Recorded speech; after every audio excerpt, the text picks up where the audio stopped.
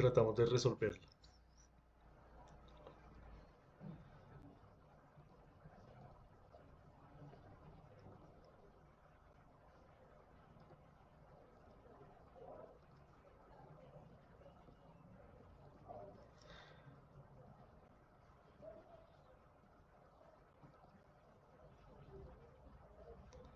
Listo, ¿me confirman si están viendo ahí mi presentación? Sí, señor. Listo, gracias Mónica César Reyes. Sí, señor. Bueno, entonces hoy vamos a hablar de la inductancia. Entonces, para hablar de la inductancia tenemos que entender qué es el campo magnético. La vez pasada estábamos hablando de la capacitancia y estudiamos el campo eléctrico de una manera pues muy básica, muy superficial. Lo mismo vamos a hacer con la inductancia. Esto tiene que ver con el campo magnético. Entonces, la inductancia es una propiedad fundamental en la física y la ingeniería eléctrica que describe la capacidad de un componente eléctrico para almacenar energía en forma de campo magnético cuando una corriente eléctrica pasa a través de él. Entonces ya vamos a ver de qué se trata esto.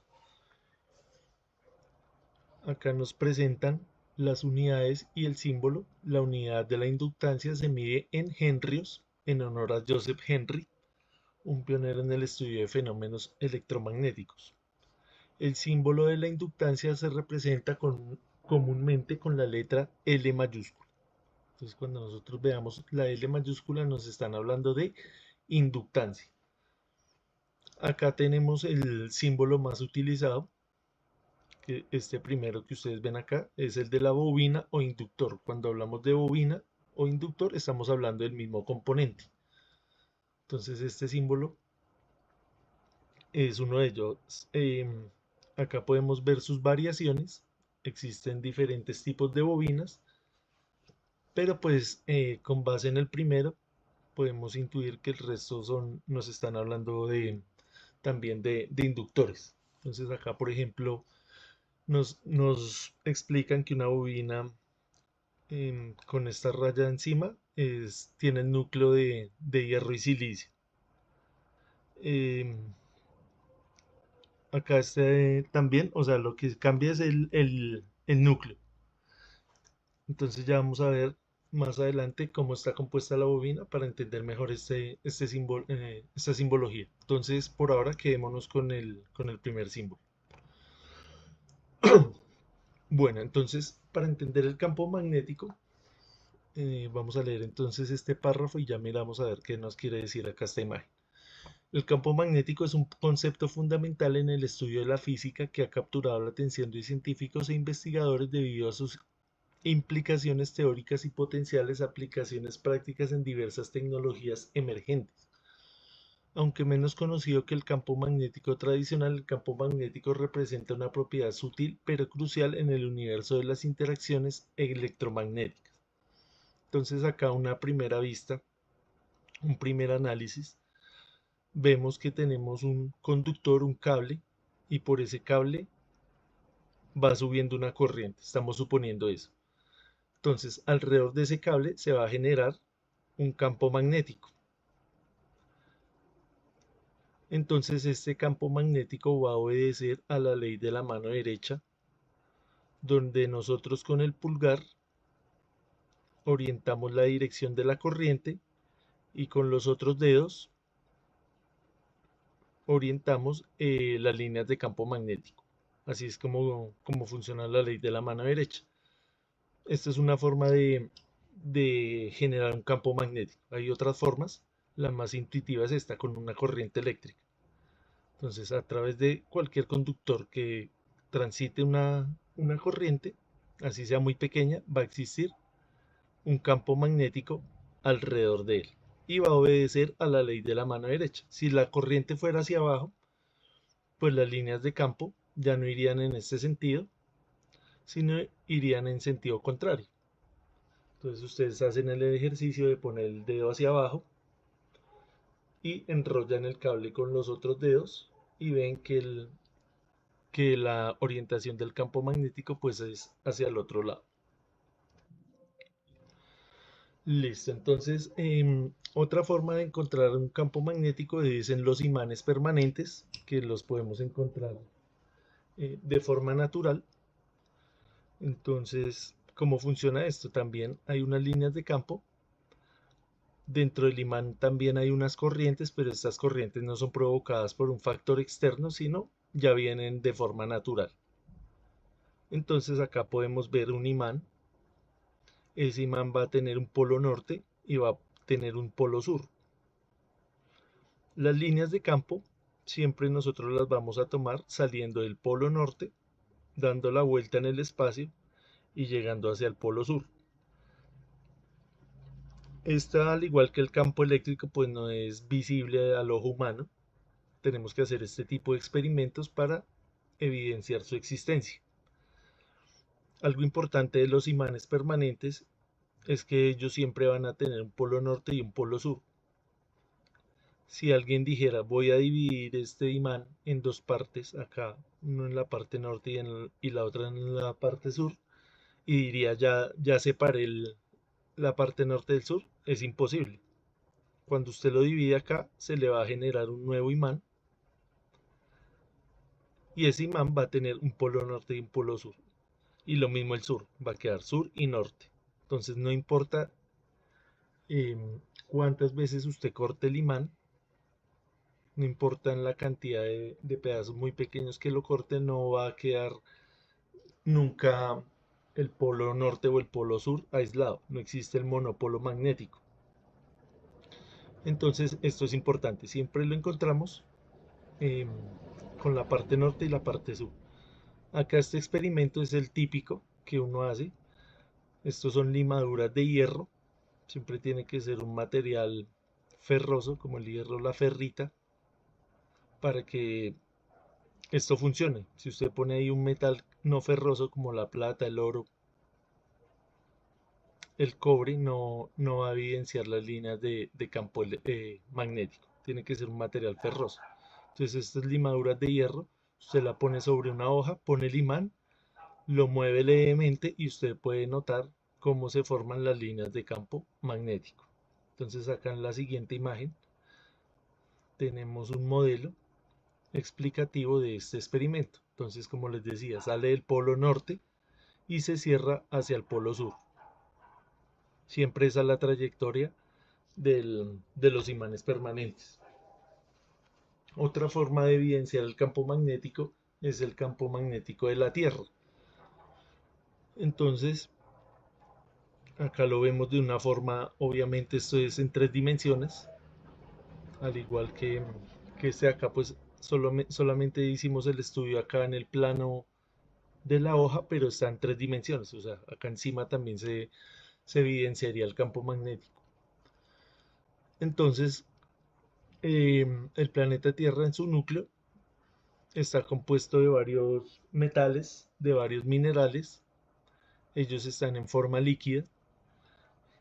Entre esos minerales, entre esos metales encontramos el hierro. Entonces, em, el hierro, junto al movimiento rotacional de la Tierra, el que está girando sobre su propio eje, está generando ahí unas corrientes y esas corrientes eléctricas generan el campo magnético. Entonces, gracias a ese campo magnético es que conocemos el planeta Tierra tal cual como lo vemos hoy día, ¿no? Si no existiera ese campo magnético, pues no habría protección contra el viento solar y contra las ondas de alta frecuencia, de alta energía.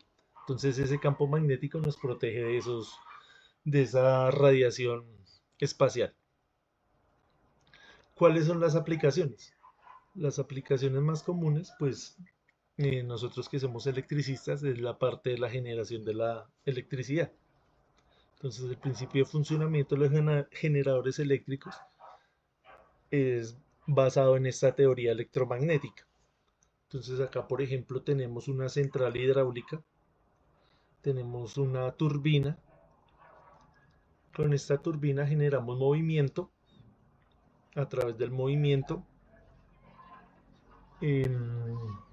Esto se acopla con un generador eléctrico y ese generador eléctrico pues se encarga de inducir la tensión. Entonces ya vamos a ver más adelante acá cómo es que funciona.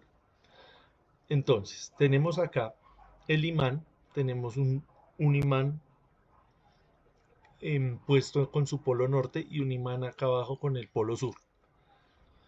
Tenemos acá una espira o una bobina, que es lo que vamos a estudiar hoy. Esto que ustedes ven acá, comúnmente se le dice bobina, espira o inductor.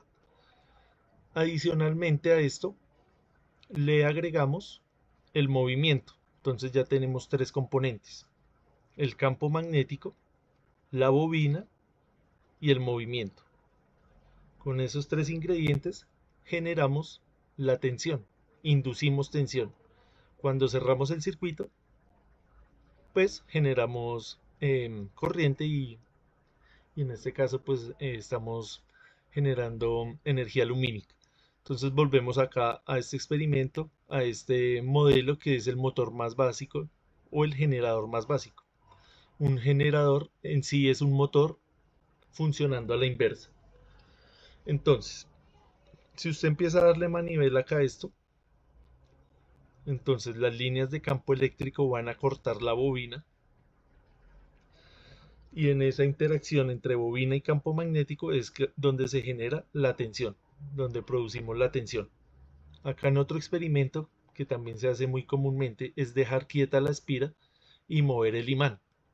Entonces el imán va a entrar y salir dentro de la espira, dentro de la bobina, cortando acá las líneas de campo magnético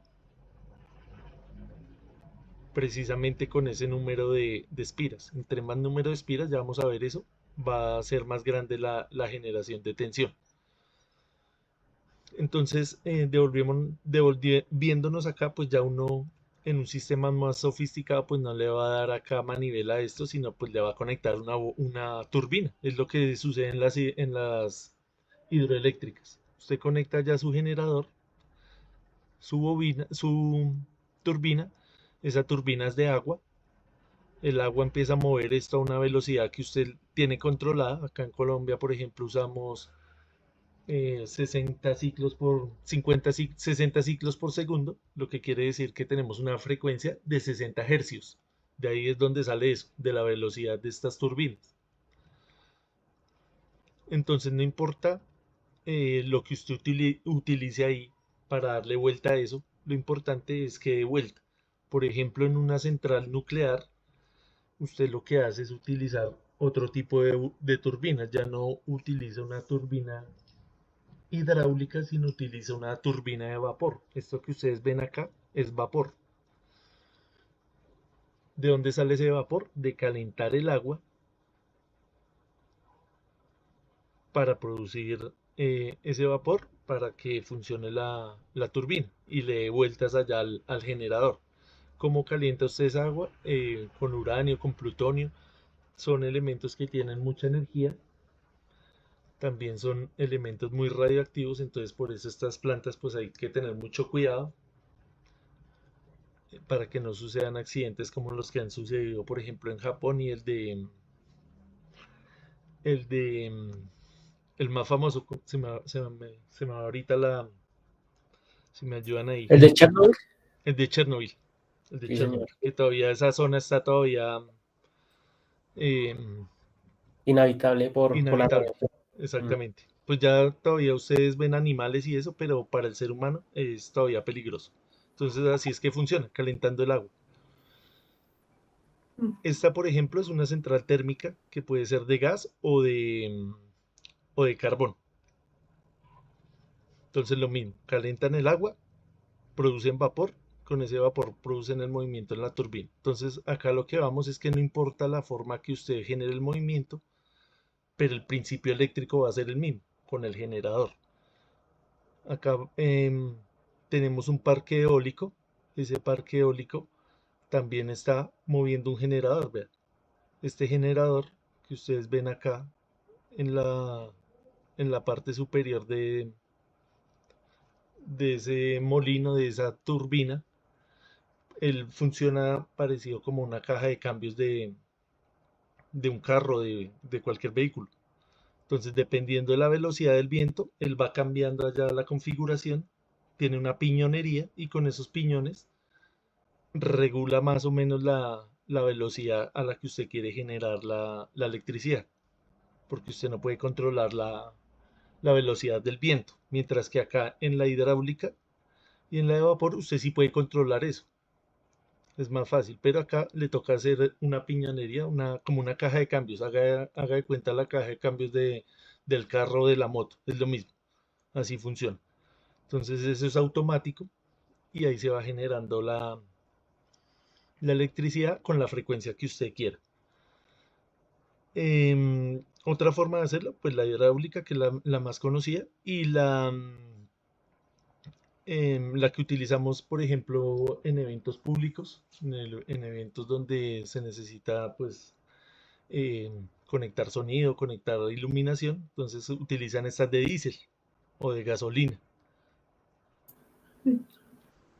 Eso es más como para ciertas herramientas de potencia. Ya para, También, ya para las de los eventos son más grandes. sí, sí tienes razón. Sí, me estaba refiriendo a un evento, o sea, es el mismo principio. Me Sí, refiero que es el mismo principio, que es de diésel o de gasolina. ajá, sí. Ujú. Esto también, o sea, hasta dónde llega la incoherencia.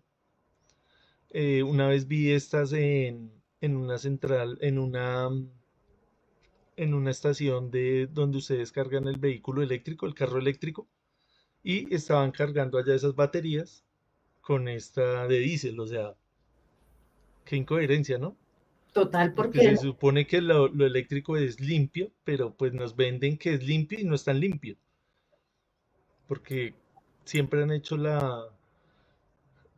ha existido la paradoja que usted para construir un carro eléctrico, en todo ese proceso está utilizando más carbón que si el carro fuera de combustión interna. Entonces, obviamente, esta información no le va a convenir a una empresa, por ejemplo, como Tesla, que pues está dedicada a hacer sus carros allá eléctricos, pero vaya, mire todo lo que hay detrás de ello. Entonces, tenemos que mirar a ver si estas energías que nos venden como supuestamente limpias, lo son en realidad. Entonces, tenemos que hacer ese análisis como ambiental. Listo. Otro de las aplicaciones son los motores eléctricos. Un motor simplemente lo que decíamos es un generador funcionando a la inversa. El generador yo le imprimo movimiento y él me devuelve electricidad. El motor yo le imprimo electricidad y él me devuelve energía mecánica. Eso es. Tenemos que existen varios motores de corriente continua, de corriente alterna. Sus aplicaciones pues todos la conocemos en los carros eléctricos, por ejemplo, en la maquinaria, eh, en la parte doméstica también los utilizamos mucho, en la licuadora, en la lavadora. eh, Todo esto funciona con motores eléctricos. Entonces también es importante eh, saber cómo es el funcionamiento de ellos. Profe, ahí no nos haría falta la energía solar. La energía solar, sí señor, pero esa ya no es con movimiento. Listo, buena pregunta. La energía solar, ¿cómo funciona? Tenemos unos paneles, hay unos que son fotovoltaicos y hay unos que son termovoltaicos. Los más utilizados son los fotovoltaicos que convierten la luz de los electrones, la, la- la energía que tienen los electrones, en energía eléctrica, con un proceso químico que tienen ahí esos paneles. Entonces, como bien sabemos, los electrones tienen un comportamiento dual. Se comportan como partícula, pero también se comportan como onda. Entonces ahí hay un proceso, llega al panel y ese panel lo almacenamos en unas baterías. Esas baterías, esa energía es de corriente directa. Entonces usted lo podría utilizar directamente a sus aparatos de corriente directa. Como no es el caso de, por ejemplo, en la casa que usted necesita conectar las cosas es a la corriente alterna, entonces ahí existe un aparato, un oscilador, que es un conversor que transforma la energía, la tensión directa, la transforma en alterna.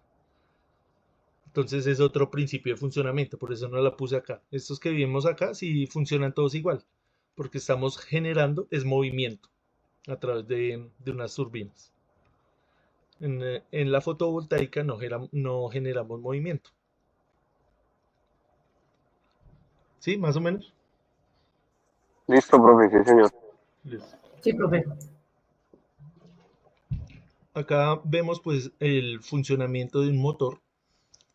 Ese sería este mismo, pero pues ya obviamente tiene acá unos rodamientos, ya tiene una estructura más compleja, pero en síntesis, conceptualmente es la misma máquina. Acá, por ejemplo, tiene su ventilador, su cubierta trasera, estas aletas para refrigerarlo. El estator también tiene una configuración para evitar la fricción, para reducir el calentamiento. Entonces, eso es de lo que está hecho un motor de inducción, que funciona ahí con el campo magnético. Estos generalmente son los motores jaula de ardilla, entonces también les recomiendo que busquen esto porque es importante. Acá venimos hoy a mirar lo de la inductancia, lo de los inductores, entonces no nos vamos a detener tanto en la parte de cómo funcionan los motores. Esto del magnetismo pues también tiene unas aplicaciones, por ejemplo acá en el tema del transporte. Entonces acá lo que se hace es ponerle el polo positivo, por ejemplo a la carcasa del tren, al fuselaje del tren, y la parte, el polo norte, perdón, y el polo sur pues al carril, a la carrilera. Entonces ahí va a haber un rechazo, como cuando ustedes toman dos imanes y los ponen por el mismo polo, si han hecho ese experimento, que ellos se repelen. Haga de cuenta es el mismo principio acá, pero pues con una tecnología pues superior.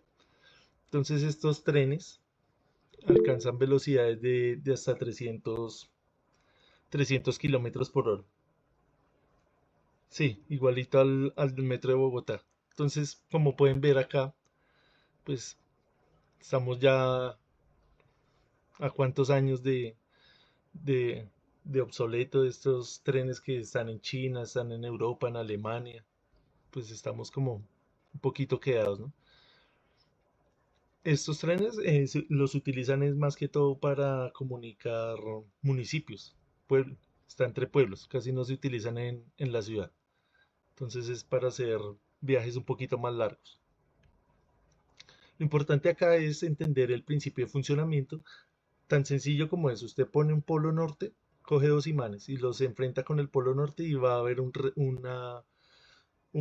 rechazo, se van a repeler. Lo mismo pasa acá, cuando el tren arranca, se está repeliendo. Entonces es una cadena, uno tras otro, se repelen. Y cuando usted quiere frenar, pues le cambia la polaridad. Obviamente, usted no puede hacer eso abruptamente, ¿no? Tiene que ir haciéndolo suavemente porque si lo hace de una, pues va a salir la gente volando, ¿no? Entonces, eso tiene ahí una tecnología, eh, pues ya tecnología de punta, ¿no? Lo importante es entender el concepto. En la parte de la medicina, pues también se utiliza mucho en las imágenes por resonancia magnética. Entonces ustedes lo introducen ahí y esto sirve es para el análisis de los cuerpos blandos del cuerpo. Por ejemplo, para analizar el cerebro, el corazón, el hígado, las partes blandas. Porque para los huesos, pues todos sabemos que se utiliza son los rayos X. También lo podemos notar en la parte de almacenamiento de datos. No sé si se acuerdan de estos discos duros. Estos discos duros funcionaban precisamente con magnetismo. Ellos giraban y almacenaban la información acá sobre la superficie del disco por medio de una tecnología de magnetismo, con el principio de funcionamiento del magnetismo. Estos discos duros pues tenían un problema, que tenían una parte mecánica que giraba, entonces en ese giro pues se produce un desgaste, se produce un calentamiento, entonces no eran tan eficientes. todavía existen en el mercado, pero ya casi no se utilizan. Ahorita pues tenemos es el almacenamiento de datos en estos SSD, que es Solid State Drive, que quiere decir pues disco de estado sólido, que es muy diferente al principio de funcionamiento del HDD, que es el Hard Drive Disk, que es el que les comento. Entonces, este tenía el problema que si de pronto a usted se le caía el computador o se le dañaba, por ejemplo, el ventilador, entonces se le dañaba acá todo el disco porque se le recalentaba. O si usted lo dejaba caer, de pronto se le doblaba o se le averiaba cualquier parte del el lector o cualquier parte del disco. Entonces, los que utilizamos hoy en día son más pequeños, son más compactos. Obviamente, pues son un poquito más costosos. Ya pues al pasar de los días van reduciendo su precio. Cuando salieron pues eran costosísimos, ya no tanto. Y tienen la ventaja de que como no tienen partes mecánicas, entonces no va a sufrir tantos daños. Entonces el tema del calentamiento también se disminuyó mucho y el tema del espacio. Entonces ustedes ya pueden ver unos computadores que pues son más planos, son más compactos y no necesitan tanto espacio para funcionar. Listo. Ya revisamos algo de cómo es cómo son las aplicaciones. Entonces vamos a entrar a explicar de qué está compuesto el inductor. Entonces el inductor es un aparato muy sencillo. Simplemente es como un resorte. Hay varias configuraciones, pero el más sencillo de entender es este en forma helicoidal. Entonces, él está enrollado sobre un núcleo. Ese núcleo casi siempre es de ferrita o es de hierro. Entonces, ¿qué es lo que pasa? Acá alrededor de esto va a pasar la corriente eléctrica, va a formar el campo, como ya vimos ahí en la ley de la mano derecha, y ese campo va a estar acá haciendo esto, va a estar circulando. ¿Para qué sirve el núcleo? El núcleo sirve para que ese campo circule de manera más eficiente. Entonces el magnetismo, las líneas de campo eléctrico, el flujo de campo magnético, perdón, fluye más fácil en materiales ferrosos. Entonces por eso ustedes ven los transformadores, los motores, las bobinas, todas en un núcleo ferroso. Hay por supuesto, en algunas aplicaciones utilizan el núcleo de aire. Entonces este tipo es fácil de identificar porque es hueco por dentro y tiene una gran similitud a un resorte. Haga de cuenta que es como un resorte. Para crear una bobina con núcleo de aire, se toma el alambre conductor y se enrolla sobre el objeto o hueco y cuando se termina se separa para lograr una bobina de aire. Entonces es esta que vemos acá. Entonces ahí tenemos el inductor o la bobina con su núcleo de aire. Ustedes ven acá este alambre. Este alambre no es que sea un alambre pelado, no es que sea un pedazo de alambre de cobre. Este es un barniz muy delgado que cumple la función de aislar. Entonces estos cables, estas espiras, estas vueltas están aisladas entre sí. Si estuvieran sin aislamiento estaríamos haciendo ahí un cortocircuito, ¿no? Entonces hay que tener claro que esto no es un cable pelado, sino que tiene un aislamiento que es un barniz. Listo, entonces tenemos el de núcleo sólido. Este tipo se caracteriza porque el alambre de cobre se enrolla alrededor de un material que mejora la capacidad magnética de la bobina. Siempre el núcleo nos va a facilitar es eso, que el campo magnético fluya de manera más fácil.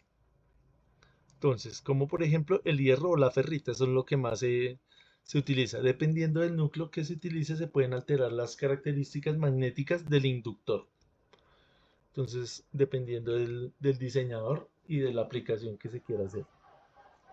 El de núcleo de ferrita es ideal utilizarlo en aplicaciones de radiofrecuencia, fuentes de alimentación conmutadas, bobinas de equipos electrónicos, etc., ya que se caracteriza porque tiene una alta capacidad magnética y porque responde bien en frecuencias altas, pierde menos magnetismo. Entonces estos materiales no van a responder de igual manera si variamos la frecuencia. Por ejemplo, cuando estamos hablando de transferencia de datos, de transferencia de información, es mejor utilizar, en lugar del cable de cobre, utilizamos la fibra de vidrio, ¿cierto? La fibra óptica.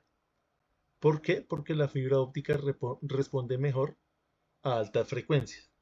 Entonces ustedes pueden ver que cuando usted conecta su televisor a una fibra óptica, va a tener una calidad superior que si lo conecta con el cable antiguo que usábamos, con el coaxial, que era de cobre. ¿Por qué? Porque el cobre ya no va a resistir esas altas frecuencias, ya no va a responder de igual manera. Lo mismo pasa acá con las bobinas. Dependiendo del núcleo, él va a responder de una forma u otra. Entonces tenemos acá, por ejemplo, de esta bobina, es la que se utiliza en la moto, por ejemplo, la del arranque.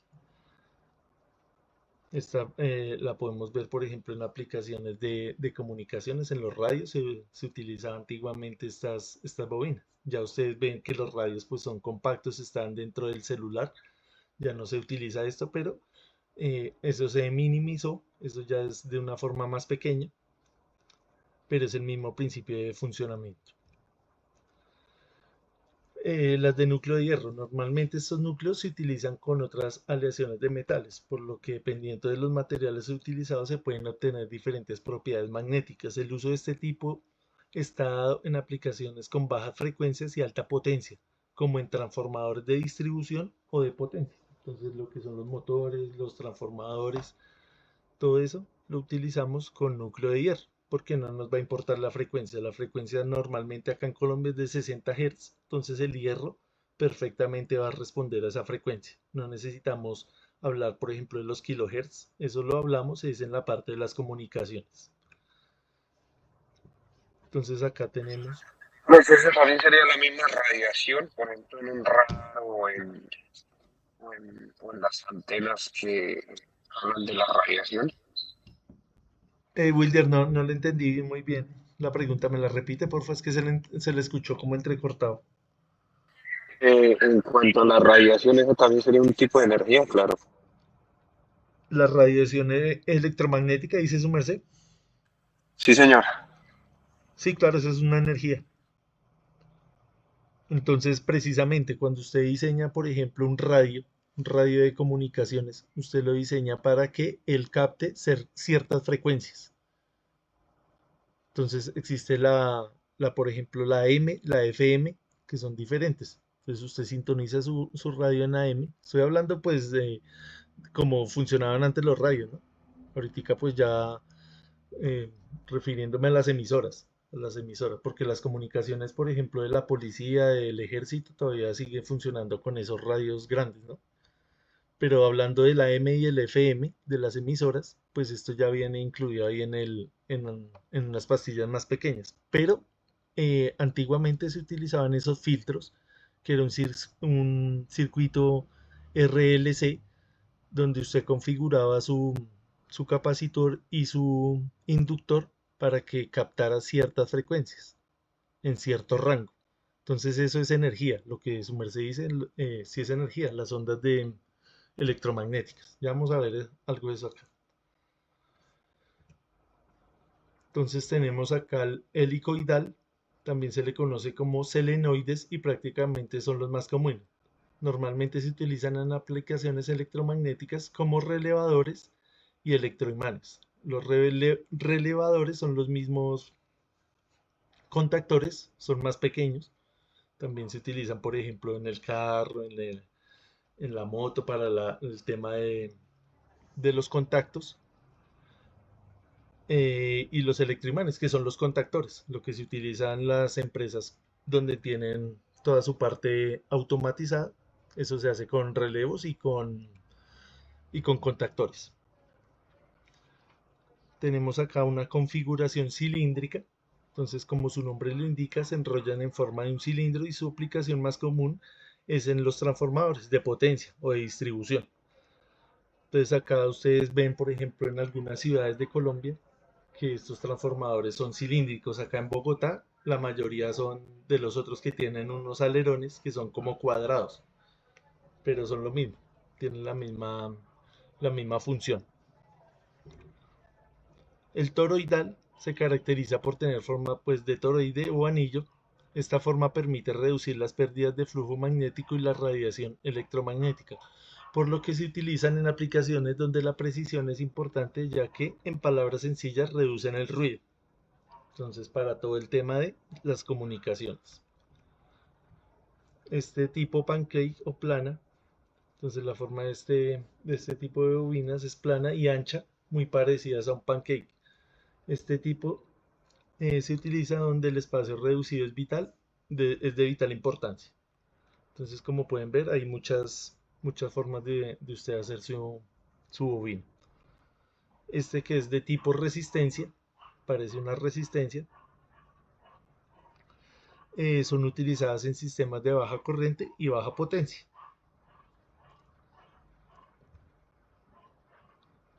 El SMD es una bobina diseñada para colocarse directamente en las placas de circuitos impresos. Normalmente se utilizan en aplicaciones portátiles donde tener dispositivos pequeños es importante.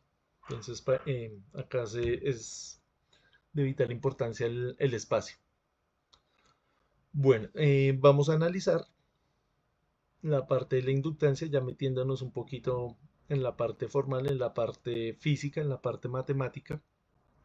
Vamos a ver cómo se diseña una inductancia, un inductor. Entonces, este es el más sencillo de analizar. Como habíamos dicho, pues está compuesto de un núcleo, tiene una longitud, tiene un área de sección transversal, que sería el área de este círculo,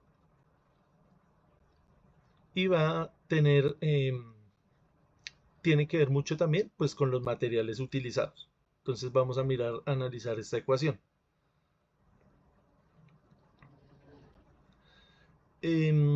Acá nos dice, bueno, la inductancia es igual al número de vueltas al cuadrado multiplicado por mu multiplicado por el área dividido entre la longitud. Entonces, acá hay cositas. Entonces, este mu para nosotros va a ser la permeabilidad. Cuando hablamos del campo eléctrico, hablamos de la permitividad del vacío. Acá hablamos es de la permeabilidad. ¿Qué es la permeabilidad? La permeabilidad es la capacidad que tiene este núcleo para transportar las líneas de campo magnético. Entonces, si la permeabilidad es muy grande, la inductancia también va a crecer. Es directamente proporcional. Si el número de vueltas también se incrementa, la inductancia también va a crecer.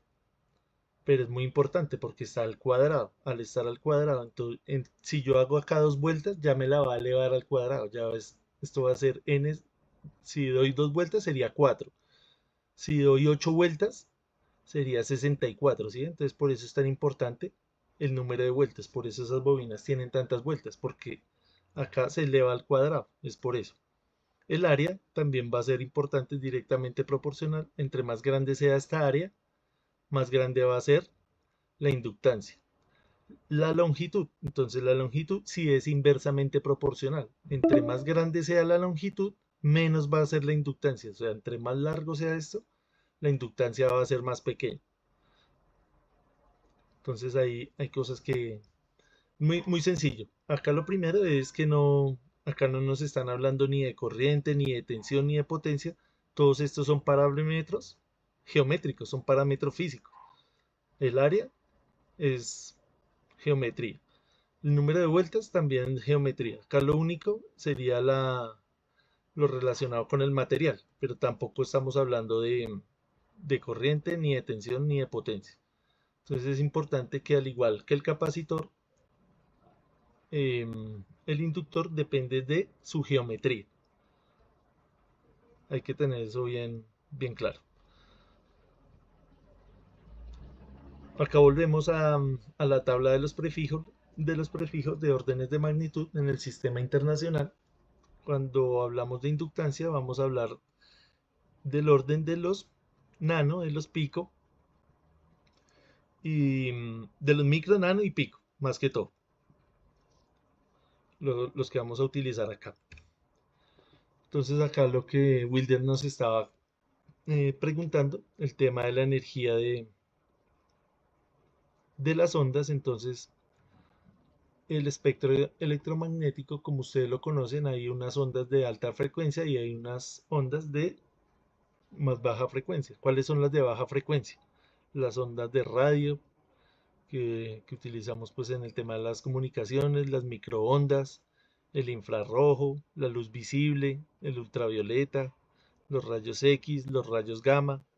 Entonces, todo esto se refiere es a la frecuencia.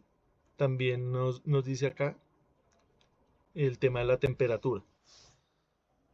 Entonces acá pues ustedes conocen diversas aplicaciones, por ejemplo los rayos X para el tema de las radiografías, los rayos gamma que son los que tenemos por allá en lo de Chernobyl cuando ocurrió ese accidente. Entonces se generó mucha radiación de este tipo, entonces dañosa para el ser humano. Los ultravioleta también. Ustedes ven por ejemplo los bloqueadores solares que dicen que protegen contra los rayos UV. También hay algunos estudios que dicen que esos rayos son pues dañinos para la piel, hay otros que dicen lo contrario. Tema también de marketing, tema también de economía, de comercio. Entonces ahí podemos ver las diferentes aplicaciones. Entonces dependiendo de ese espectro, yo diseño mi bobina a lo que yo necesite, para la aplicación que yo necesite. Entonces se utiliza mucho en cualquier aplicación de estas. Acá tenemos la longitud de onda, la frecuencia, la energía de cada una de esas regiones del espectro electromagnético. Entonces para que le echen una revisadita a eso. Listo, entonces ya me salió acá la alerta de que va a terminar la reunión. Entonces faltan 10 para las 5. Nos vemos ahorita a las 5 en punto. Tomemos unos 10 minutos de descanso y hacemos este ejercicio ahí en el Tinkercad para mirar cómo es que funciona la bobina. Entonces ya les envío la...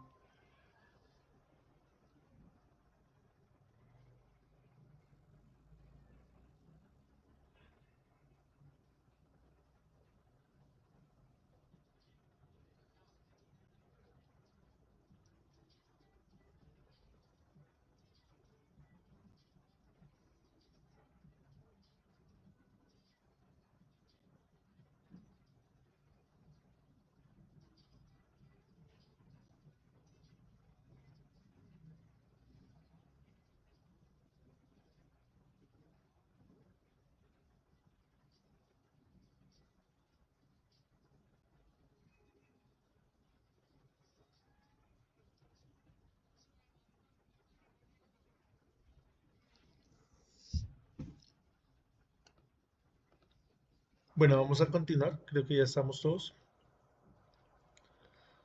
Les voy a compartir acá nuevamente la pantalla.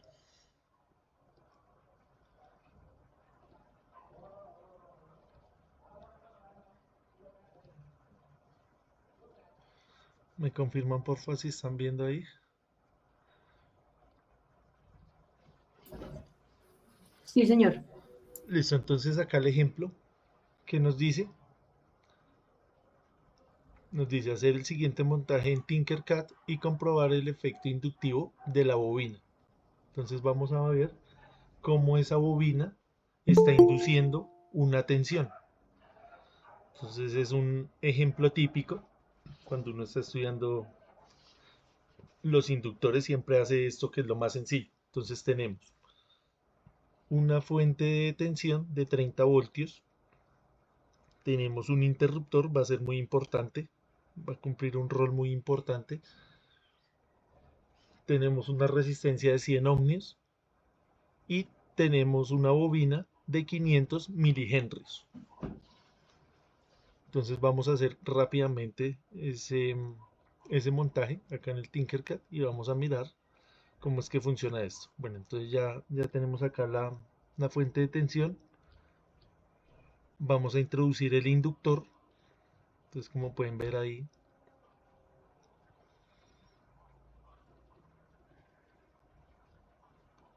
acá nos dice que es de 500 milihenrios. Entonces le vamos a poner 500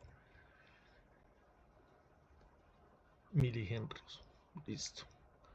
Vamos a introducir la resistencia que es de 100 ohmios.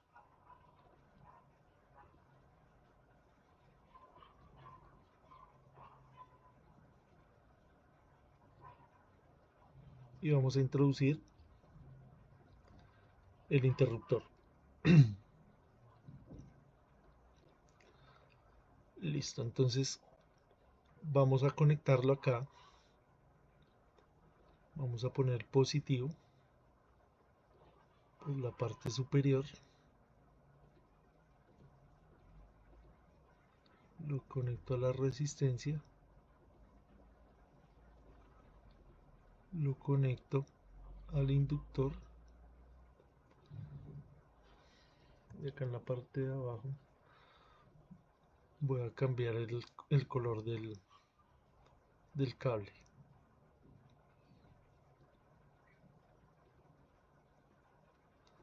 Listo, entonces, ¿qué es lo que nos dicen ahí? Que comprobemos el efecto inductivo de la bobina. Entonces, cuando yo energice acá,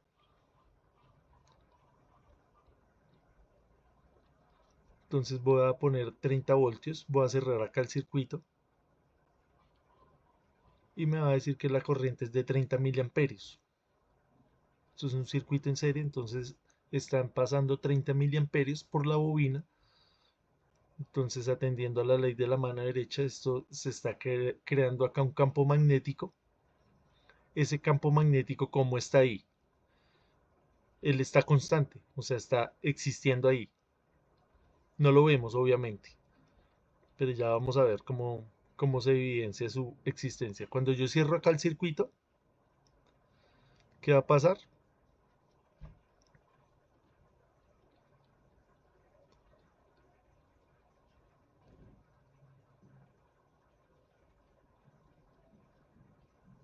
Vamos a medir la tensión acá en la resistencia.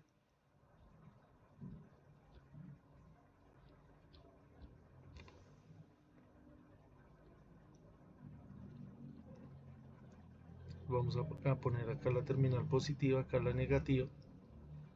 Y vamos a mirar una cosa interesante. Entonces cierro acá y me da la misma tensión que hay en la bobina, perdón, en la fuente, es la misma tensión que está cayendo en la resistencia. O sea, son 30 voltios. Lo que quiere decir que en la bobina no hay caída de tensión. Entonces esto es una parte importante. La teoría siempre nos dice que la bobina en un circuito de corriente directa se va a comportar como cortocircuito, es decir, como si no hubiera ningún elemento ahí, ¿ve? Porque toda la tensión está cayendo es en la resistencia, no hay tensión en la bobina. Entonces vamos a mirar a comprobar esa parte.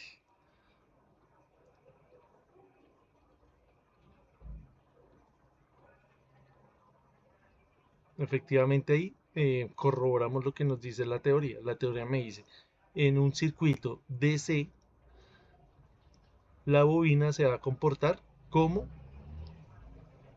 cortocircuito, es decir, no como si no hubiera nada ahí. ¿Listo? Ahora vamos a evidenciar el efecto inductivo de la bobina. Cómo es que ella está induciendo una tensión. Entonces vamos a poner acá un LED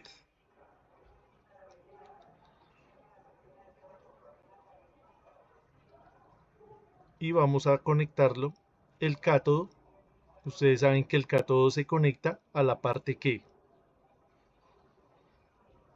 positiva o negativa. Negativo. El cátodo es siempre a la parte negativa. Acá lo conecté al positivo, vean. El cátodo lo conecté al positivo. Ya vamos a ver por qué. Entonces acá inicio la simulación. Abro el circuito. Cierro el circuito. Abro el circuito, cierro el circuito y ustedes empiezan a ver que el LED empieza a encenderse.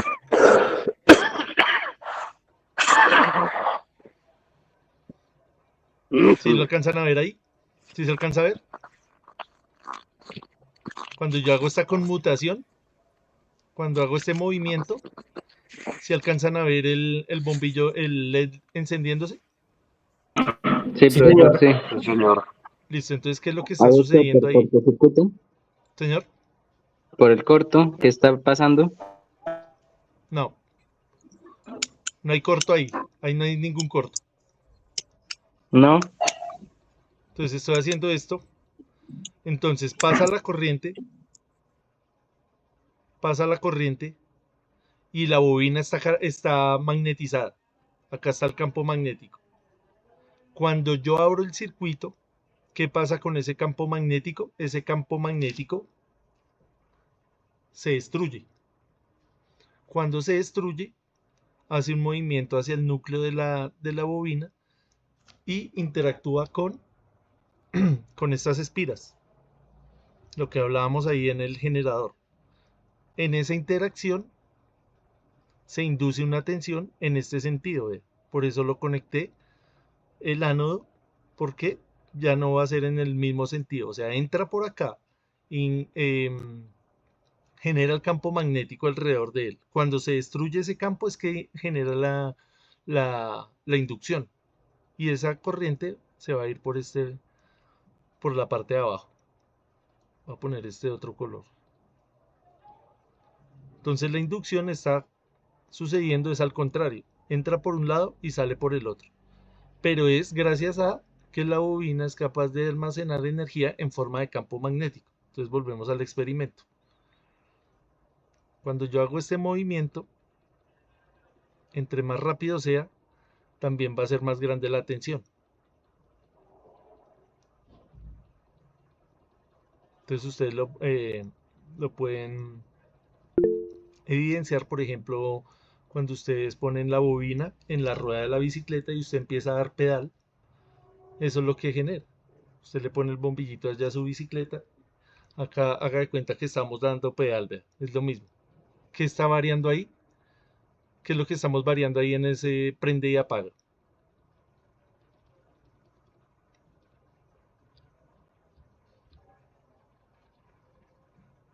La corriente, ¿no? O lo del campo magnético El que campo protege la magnético es el bobina. que está variando. El campo magnético es el que varía. Porque se crea cuando yo cierro el circuito y cuando lo apago, se destruye. Como hago eso muy rápido, entonces se crea, se destruye, se crea, se destruye, hace una interacción ahí con la bobina, con la espira, y ese movimiento lo que genera es la tensión. Está induciendo una tensión. Entonces, volvamos acá un momento a la presentación. Acá decíamos que el movimiento, vea, en esta imagen, hacíamos un movimiento, la espira se mueve en el campo magnético. El campo magnético en este caso está quieto, lo que movemos es la espira. En el caso que nosotros estamos analizando ahí en el experimento, estamos moviendo es el campo, ¿vea? Porque lo estamos generando y lo estamos destruyendo. Entonces, habíamos dicho que son 3 ingredientes: el movimiento, el campo magnético y la espira. Entonces volvemos acá.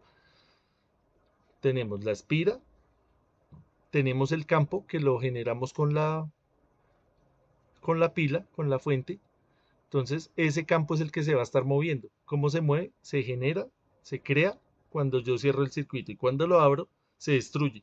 Cuando se destruye es cuando induce la tensión en el LED. Entonces volvemos a lo mismo. ¿Vea? ¿De qué va a depender eso? De la configuración acá de la resistencia. Si fuera una bobina más grande, sería más grande la tensión. Pero pues lo importante es eso, que entendamos cómo se genera la electricidad. Entonces, en un circuito más sofisticado, esta conmutación pues ya no la hace uno acá manualmente, sino pues ya viene la pastillita y hace esa oscilación, hace ese movimiento y genera ahí la tensión. Pero es gracias a que estoy creando un campo magnético. Eso es lo que quería, lo que tenemos que entender hoy. Cómo funciona el inductor, cómo funciona el campo magnético para generar electricidad. Entonces acá estamos generando electricidad. ¿Alguna duda de este montaje? ¿Alguna duda del concepto del magnetismo, de la inducción, de cómo conectamos acá la bobina, cómo conectamos el LED? No, profe, yo no tengo ninguna duda. En estas clases pasadas no he estado, pero las he visto por YouTube y eso. Listo, bien. ¿Listo? ¿Alguien más tiene alguna inquietud? En cuanto a esas bobinas también tiene, me imagino que como la resistencia es un cálculo también para, es decir, a cada equipo se le instala eh, tal bobina, ¿cierto? Sí, señor. Sí, lo que hablábamos depende de la aplicación. Si usted va a hacer, por ejemplo, un filtro de comunicaciones, pues usted tiene que hacer su cálculo y manda a hacer su bobina o la compra. Muchas veces también la puede mandar a hacer porque hay gente pues experta en esto, la gente que trabaja haciendo los bobinados de los motores también le puede hacer una bobina de esto. Se le dice: necesito una bobina con tal núcleo y con tantas vueltas, y ella se la fabrica, dependiendo de la aplicación que usted quiera hacer. Por ejemplo, en los transformadores, cuando usted va a hacer un transformador es una bobina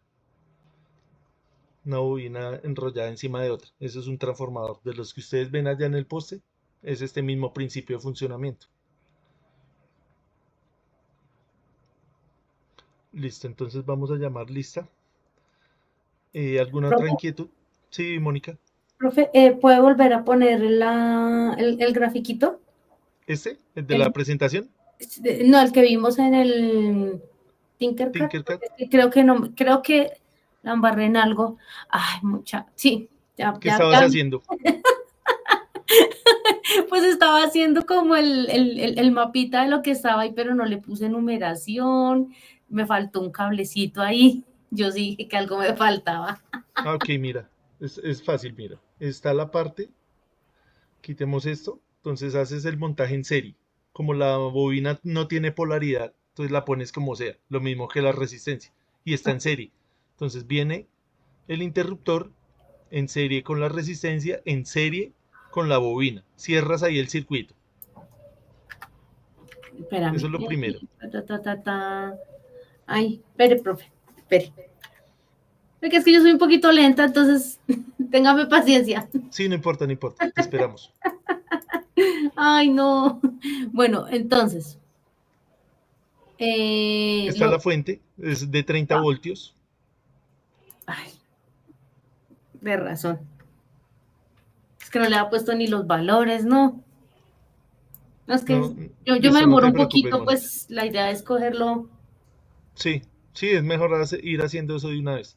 Sí, listo. Igual eso tampoco es para entregar, pero pues la idea de este curso es que pues hagamos las cosas de una forma autónoma. Sí, no, y que, por ejemplo, para las tareas, pues toca saberlo manejar porque, Exactamente. no, y uno por ahí dando una indicación de seguridad y dándola al revés, Sí. se estallan esas celdas y no, no Ajá. queremos eso. Sí. Listo, Entonces, tenemos el interruptor, listo. tenemos acá la resistencia. Profe, es que ya tengo el interruptor acá, pero no me da para que el botoncito este blanquito quede al otro lado. Esta resistencia yo la había dejado de 1K y es de 100. Por eso estaba alumbrando tan poquito el LED. Espérame, ¿de cuándo es la resistencia? La resistencia es de 100 ohmios, según el ejercicio acá planteado en la diapositiva. Ok, listo. Sí, era de 100 ohmios. Ya, ahora sí. Y entonces, en el siguiente, Y el siguiente es una bobina que tú la encuentras acá a mano derecha. ya la Entonces tengo. ahí dice inductor. Eh, miremos si sí fue la que coloqué, que yo diciendo que ya la tengo y resulta que... espérame, El inductor es, mira que es como un resorte, es parecido a un Ah, ya, resorte. ya. Sí, sí, la puse bien. Listo. Entonces él no tiene polaridad, la puedes poner como sea. Lo conectas en serie todo eso. Cierras el circuito acá en la fuente.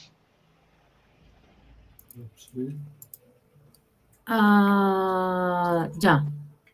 Y listo, ahora teniendo eso, pues lo podríamos iniciar la simulación, hacer acá la conmutación, pero pues no vamos a evidenciar si se genera o no el campo magnético. Para eso, pues tenemos que poner como un testigo. Esto es un testigo. Mira que el cátodo siempre lo conectamos al negativo. Sí.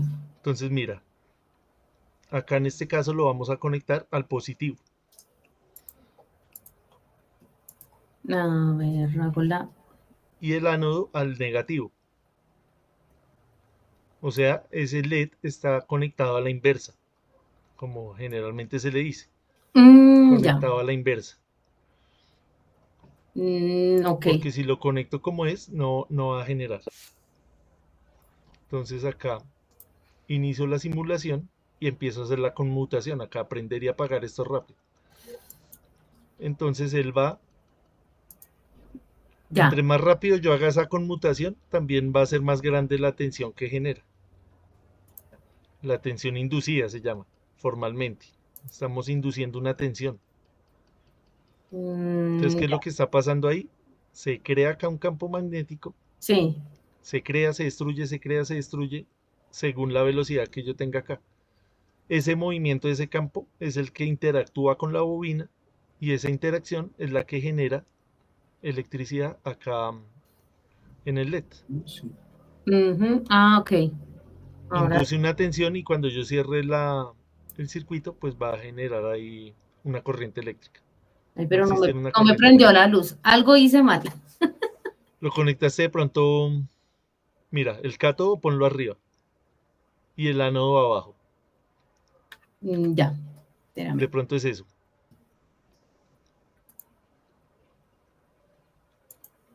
Cátodo arriba y ánodo abajo. Ok.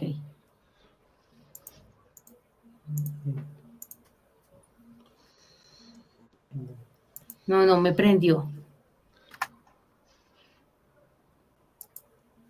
¿Le puedo Le mostrar, profe? pusiste, le pusiste qué valor a la inductancia.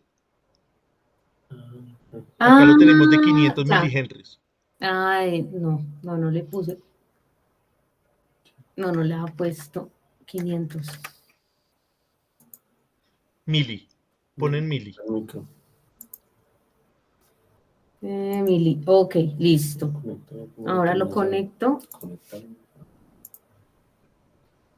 Espérame. No, es que yo mejor pregunto, que no lo haya hecho por ahí mal. Sí, de eso se trata. Le irán solucionando de una vez las dudas.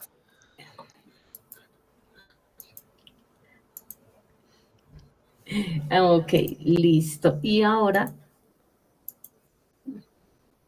Tienes que prenderlo y apagarlo lo más rápido que puedas ahí. ahora sí. Si te Ah, está funcionando. Si ah, quieres, comparte la pantalla y miramos. ok, listo.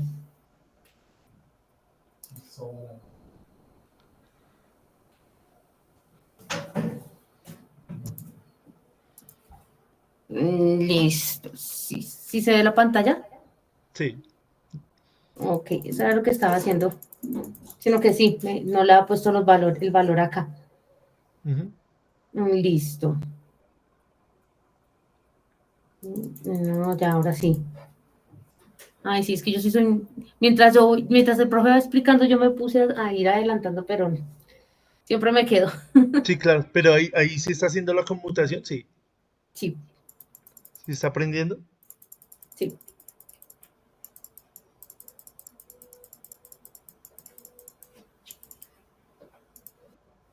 Sí, ahí me prendió. No alcanzo a ver. Me preocupa que cuando yo le hice tampoco ustedes hayan visto.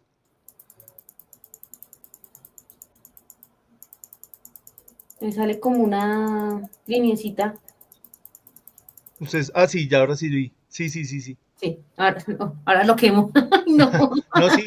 Y es que en realidad, pues, si se hace muy rápido, sí, en teoría se quemaría. Listo. ¿Alguna duda de lo que hicimos ahí en ese montaje? ¿Alguien más? Listo. Ninguna, Gracias, profe. Mónica, por compartir el. Sí, Bray. Ninguna. Listo, Quedó bien. bien ¿Entendido lo que explicado, hablamos? bien. Sí, señor. Listo, Listo, gracias. listo. Listo, Mónica, gracias. Entonces voy Vale. a apuntarlos acá en la lista.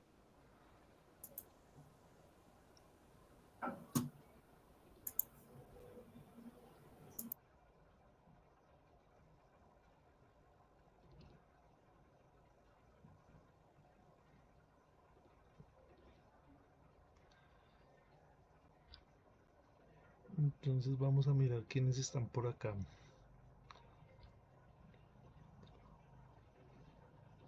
Hoy estamos a 21. Está Wilder Fajardo. Sí, presente, profe. Listo, Wilder, gracias. ¿Cómo le fue con esto? Pues sí está interesante, sencillo. Sí, es importante Bien, conocer profe. este principio de funcionamiento de los inductores porque, pues, como puedo ver, se utilizan en todos los campos de la electricidad. Entonces, tratar de hacer ese montaje, cacharrearle y jugar con eso. Sí, señor, claro. César Andrés,